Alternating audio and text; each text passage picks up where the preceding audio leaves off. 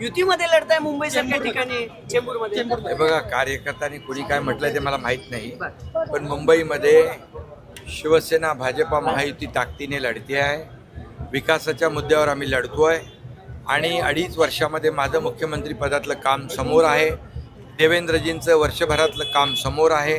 त्यामुळे मुंबईकर मुंबईच्या विकासाच्या मुद्द्यावरच मतदान करणार आणि मुंबईचं एकाच शब्दात मी तुम्हाला सांगतो, मुंबईमध्ये महायुतीचाच महापौर होणार.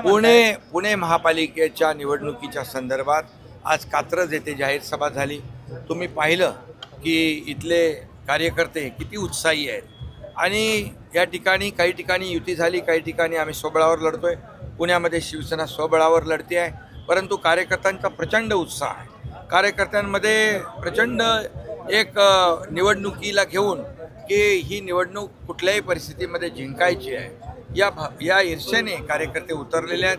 गेल्या अनेक वर्ष ज्यांची सत्ता होती, लोकांनी त्यांचाही अनुभव घेतलेला आहे. शिवसेना पहिल्यांदा या ठिकाणी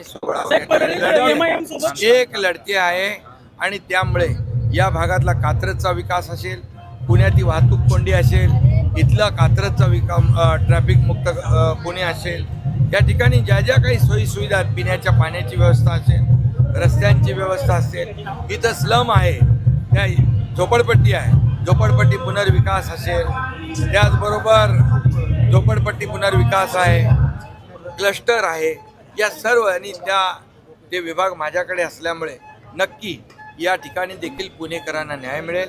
झोपडपट्टी मुक्त पुणे हे होईल.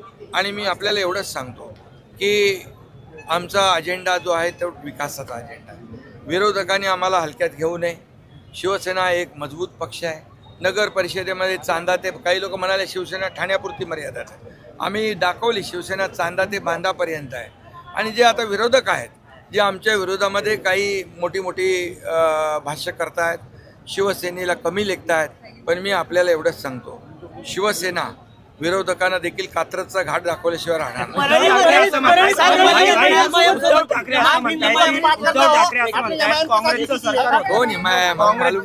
उद्धव ठाकरे असं म्हणतायत काँग्रेसचं सरकार होतं तेव्हा गोहत्या 9 नंबरला होती, तुमचं सरकार महायुतीचं आलं तेव्हा 2 नंबरला गोहत्या.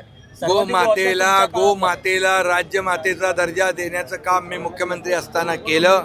हे पहिलं राज्य देशातलं आहे गोमातेला राज्यमातेचा दर्जा देणारं, आणि जिथे कुठे असं होत असेल त्यांच्यावर कठोर कारवाई केली जाईल.